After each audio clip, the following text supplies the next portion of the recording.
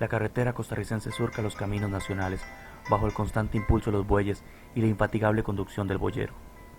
Las cuestas de la incomprensión son a veces pesadas y sin embargo siguen adelante, lenta y tercamente, surcando en medio de tiempos vertiginosos y globalizados, buscando espacios para el reconocimiento y recordándonos con su presencia física y simbólica que están arraigadas en el corazón de nuestra identidad nacional. Una parte de nuestra historia señala: durante el proceso de la dominación española, se utilizó a los indígenas así como a las vías de comunicación por ellos desarrolladas, para desplazarse por el interior de los territorios. Con dicho fin, se hizo uso de la fuerza aislada del hombre, indígenas, y donde el río o el mar lo permitían, de rudimentarias embarcaciones o canoas primitivas. A mediados del siglo XVI, se introdujo en Costa Rica el uso de la mula, ya que lo escabroso del terreno y las condiciones climáticas hacían poco útiles los vehículos de rueda. Por otro lado, si los caminos se dejaban de utilizar o se descuidaban, su mantenimiento, lo que usualmente sucedía en invierno, estos eran rápidamente recobrados por la selva. A partir de 1601, se estableció el camino para mulas entre Cartago y la ciudad de Panamá. Esta ruta fue abierta con el objetivo de facilitar el envío de mulas desde Centroamérica hacia dicho país. El camino iniciaba en el Valle de Barba. Luego, este atravesaba el Valle de Santa Ana, con dirección a Escazú, para tomar rumbos hacia Quepos. De aquí, se transitaba cerca de la costa, hasta llegar a Boruca. Después de pasar el río Térraba, se enrumbaba hacia la frontera, y de ahí hacia Santiago de Veragua, para luego dirigirse a Chiriquí, y por último arribar a Ciudad de Panamá. A esta ruta se le conoció con el nombre de el Camino de Tierra Firme. De los caminos coloniales, este era el de mayor extensión, casi 180 leguas. Después de 1739, al ser suprimidas las ferias comerciales de Portobello, el tráfico mercantil entre ese puerto y Panamá decayó, y con ello la demanda de mulas. Desde mediados del siglo XIX, con la extensión de los cultivos de café, con terrenos en extremo pendientes y llenos de barro, durante los meses de acarreo, se empezó a dar preferencia por las carreteras de rueda maciza, para evitar la acumulación de barro entre los radios. La técnica de su fabricación evolucionó rápidamente. Los colores y los diseños han constituido una nota peculiar del país. Durante 100 años, hasta la entrada de los vehículos, las carretas pintadas fueron el eje del desenvolvimiento económico del país. La carreta costarricense se diseñó para superar las dificultades que presentaban nuestros viejos caminos, como lodazales, cuestas, curvas cerradas, duros pedregales, hondas quebradas y otros. El café vino de Europa a las Antillas, y de allí se extendió al resto del continente. Llegó a Costa Rica en los primeros años del siglo XX. Don Tomás Acosta era el gobernador de ese entonces.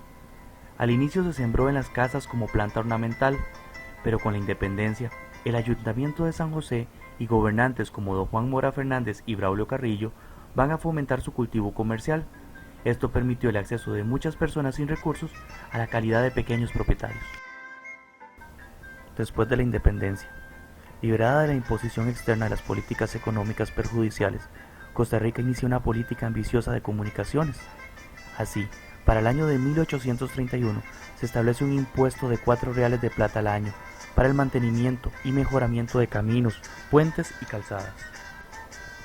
En el año de 1826 se solicita un préstamo por 800,000 pesos para invertir en la apertura de caminos a los puertos. Para el año 42 se dictó el primer reglamento de transportes terrestres en mulas y carreteras, señalándose regulaciones sobre tarifas, tiempos máximos de transporte, obligaciones para los empresarios y cuidado para el manejo de la carga. Para 1843 se decreta la creación de una asociación de hacendados y comerciantes de café llamada Sociedad Económica Itineraria, para la apertura, construcción, mejora, conservación y reparación de caminos generales a los puertos de Moín y Punta Arenas. Como renta se le entregaron los impuestos de exportación de café, el peaje y se le autorizaba para solicitar créditos. En el año 54 se suprimen las juntas itinerarias creadas en el 43 y el presidente Juan Rafael Mora le asigna las responsabilidades de estas a un funcionario del Ministerio de Hacienda. En 1857 se otorgan concesiones para establecer líneas de diligencia entre San José y Cartago, San José y Heredia y San José y Punta Arenas, en el año de 1860, se crea por decreto la Dirección General de Obras Públicas, hoy Ministerio de Obras Públicas y Transportes, del que hablaremos más adelante. En 1871 se firma el primer contrato para construir la vía férrea entre Alajuela y Limón, Tomás Guardia, 1870-1876. En 1887 se dicta la Ley de Caminos, que obliga a todos los varones entre 20 y 60 años de edad a pagar $1 por año para el mantenimiento y mejora de caminos públicos. En los años por venir, se instalan en la capital los servicios de tranvías eléctricos, los cuales mantendrían su hegemonía hasta la aparición del autobús. Se reforma la ley y se dispuso que las municipalidades establecieran cuáles son los caminos públicos, cantonales, de distrito y de interés particular. Ya para el año de 1900 se intensifica la construcción de caminos gracias a la introducción de vehículos automotores. En 1926 se promulga la primera ley de tráfico, la cual creó la Dirección General de Tránsito. Posterior, se hace significativo el transporte colectivo y masivo de personas, y ya para el año de 1950 desaparece el tranvía bajo el argumento de que era muy anticuado y provocaba congestionamientos. El MOP. Dada la importancia que iban adquiriendo los edificios públicos, caminos y demás obras construidas por cuenta de los fondos nacionales o de las provincias, se consideró pertinente crear una institución con el objeto de que éstas se construyeran bajo su responsabilidad y en consideración con las reglas del arte.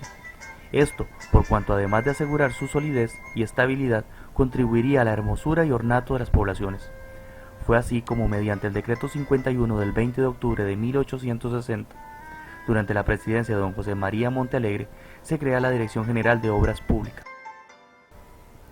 El 8 de mayo de 1948, la Junta Fundadora de la Segunda República nombra a las personas que fungirían como ministros del Estado.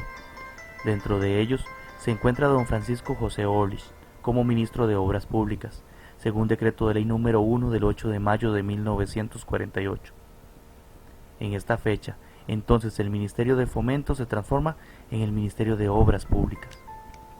Es a partir de esa fecha que inicia la creación de nuevas dependencias, tales como es el caso del Ministerio de Transporte, en sustitución del Ministerio de Obras Públicas, asumiendo posteriormente las Direcciones Generales de Tránsito y Aviación Civil, el Consejo Superior de Tránsito y la Junta de Aviación Civil. Ya en 1973 se crea el Consejo Técnico de Aviación Civil mediante la Ley 5150. En el año de 1979 se crea la Ley de Administración Vial y se crea el Consejo de Seguridad Vial.